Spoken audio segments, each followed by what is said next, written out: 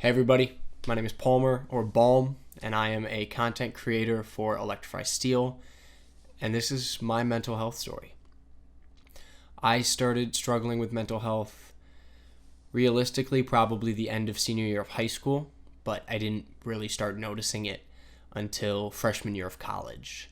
I'm from Minnesota originally, and I went to college at a school near Anaheim, or LA. And so that was a big move for me as an 18-year-old. I didn't really realize the amount of impact it was going to have on me. But I went there. I went to school for theater. And for those of you who don't know, being a theater major is basically waking up at 8 a.m. and being told that you're emotionally unavailable. It really is like a deep dive into yourself.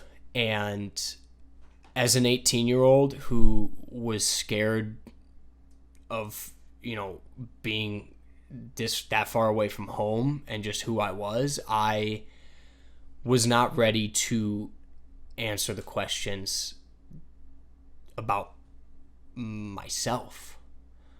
I had a lot of friends in high school who were very open with me, and honestly, I was lucky about that. They were open with me about their depression and their anxiety, and seeing a therapist and just their mental health in general. They were very open to talking to me about their struggles and what they were doing to try to help it. But I never, when they were telling me, I always said, wow, I can't imagine dealing with that. Because at that time I wasn't. But, getting back into freshman year of college, I started to develop a really bad sense of anxiety. And I think partially that had to do with the major that I was in, just standing up in front of your peers every single day and having them pick every little thing about you out.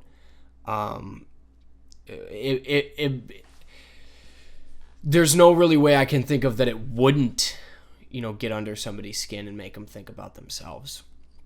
But also, I just started to lose a sense of who I was. I was trying to make new friends, but I didn't know, all my friends had kind of been built in through school, and I was somebody who had a lot of friends, but never had to go out of my way to actually make them, just because obviously built in. And that was a whole different experience in college. And I just didn't know who I was anymore. And it got to a rather dark place of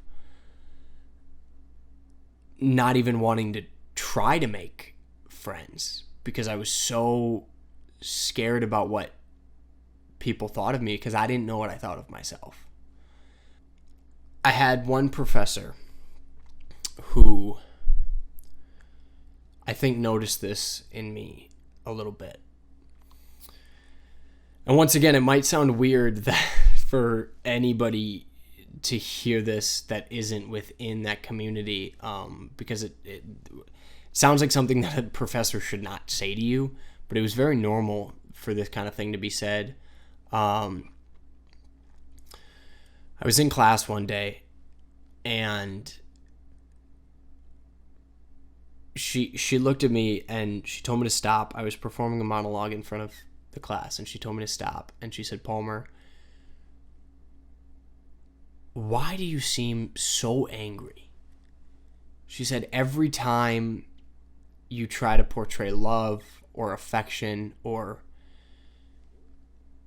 really anything, it turns out angry." And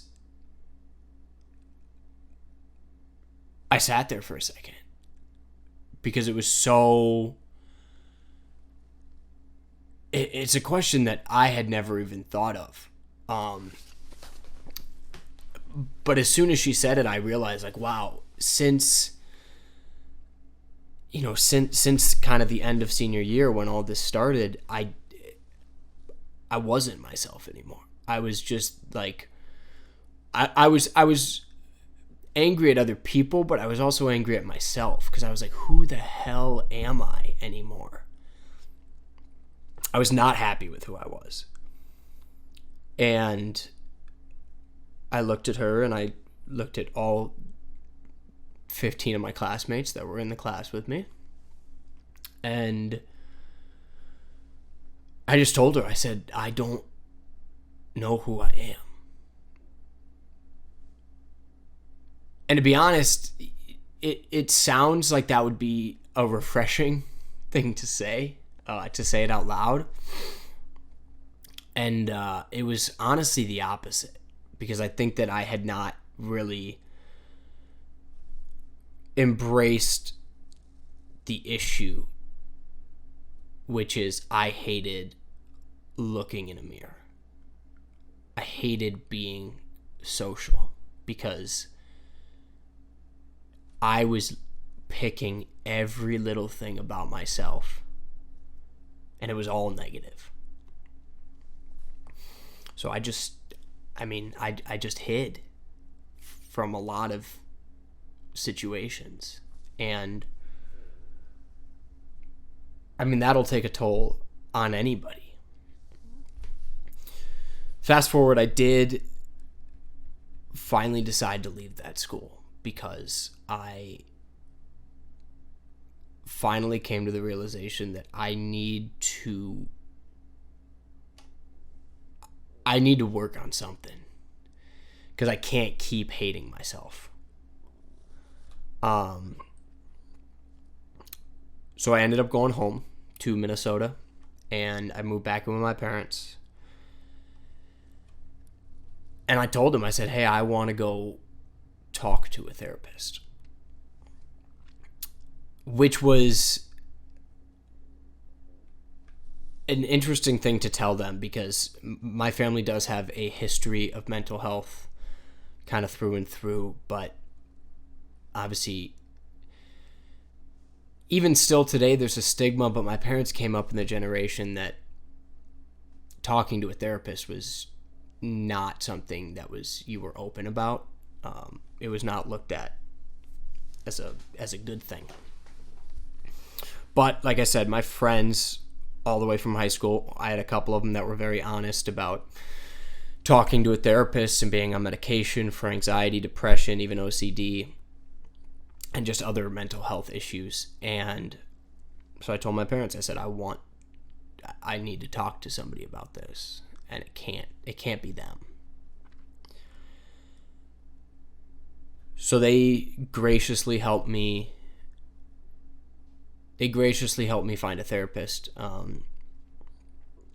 And that, I mean, I look back now, and like, if it would have been so easy for them to just be like, we don't think you need to go to a therapist, or like, we're not going to help you pay for that.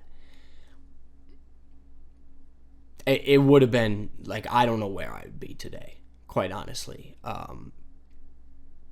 Because I learned so much about myself. It was so like, I was ruining friendships. I was ruining relationships. I was ruining myself. I was so angry all the time, because it was a defense mechanism. I didn't know what was happening. All I knew was I was sad and I was angry, and I just like didn't want to do anything. It got worse before it got better, because you start to open things up a little bit, which can be super scary. I opened up paths that I didn't even know existed within myself. And not everything got better at once, and you can't always figure it out right away. But through talking to a therapist and through just talking to other people, I started to find the person that I wanted to be again. And like the person I always wanted to be was always there. There was just a lot of anxiety and depression and just like all around self-doubt that was covering that up. But I also look back and I think about how gaming really did save me in a way. For me, it was, I was halfway across the country from all of my friends, and it was my way to stay in touch with them. It was always something that I could talk about. Even when I came back to Minnesota and I was going to school here, I remember I wore my 100 Thieves jersey to class one day, and some guy was like, "Oh my gosh, what team do you follow?" And we started talking about COD and Nadeshot, and it's a community, and it just opened up so many doors for me to be able to stay in touch with all of my friends, which if I couldn't have done that when I was in California, I don't know what would have happened, because there were so many nights that I just wanted to stay in and sit in my bed and do nothing, and my friends at home, would convince me to get online and at least escape for a little bit from how I was feeling. So I'm very grateful for gaming in that way. The therapy portion of it was really what saved me. I definitely, and even every day, listen, I struggle with stuff every single day, but it's at least given me a way to learn how I handle things. And to be honest, I know I'm going to go back to therapy, because life does not stop knocking you down. But there's always an answer. There's always a way to get back up. And it's all about how you respond. For anybody out there struggling, I would say talk to anybody that you feel comfortable talking to, because I know the feeling of I feel alone and I feel like there's nobody out there that understands this. That is so far from the truth. I would argue most people understand what you're going through, and they just don't talk about it. So please talk to anybody that you feel comfortable talking to, and just do what you need to do to take care of yourself, because that's what's most important. Thanks for listening, y'all.